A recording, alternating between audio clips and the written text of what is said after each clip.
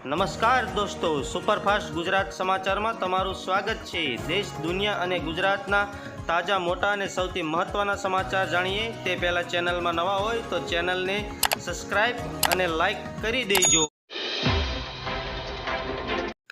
નમસ્કાર મિત્રો, 22 જાન્યુઆરીના રોજ અયોધ્યા ખાતે ભગવાન શ્રી રામલલ્લાના ભવ્ય મંદિરનો પ્રાણ પ્રતિષ્ઠા મહોત્સવ યોજાનાર છે।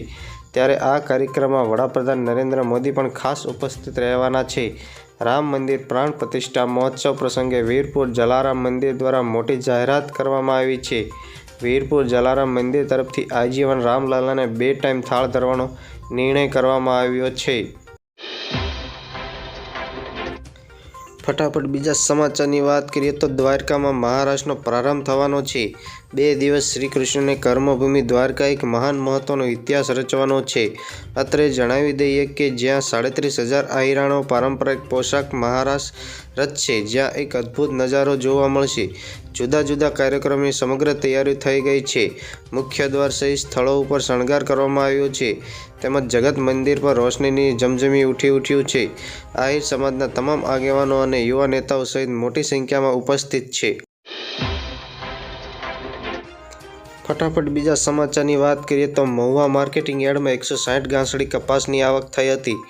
એક મણના નીચા ભાવ 1,060 રૂપિયા રહ્યા હતા અને ઊંચા ભાવ 1,390 રૂપિયા સુધી નોંધાયા હતા।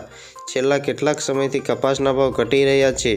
એક સમયે કપાસના ભાવ 1,500 રૂપિયાની આસપાસ પહોંચી ગયા હતા, પરંતુ કપાસના ભાવમાં ઘટાડો થયો છે, જેના કારણે ખેડૂતો મુશ્કેલીમાં વધારો થયો છે।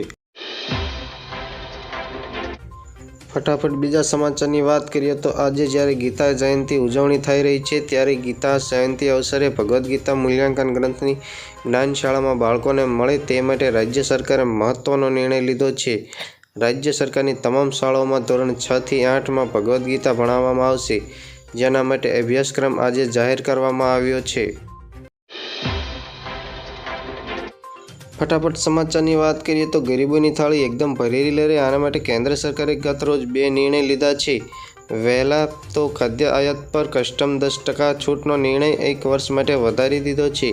આ સિવાય મસૂરી દાળ પર સરકારે 1 વર્ષ માટે આયાત કસ્ટમ ડ્યુટી 0 કરવાનો નિર્ણય કર્યો છે।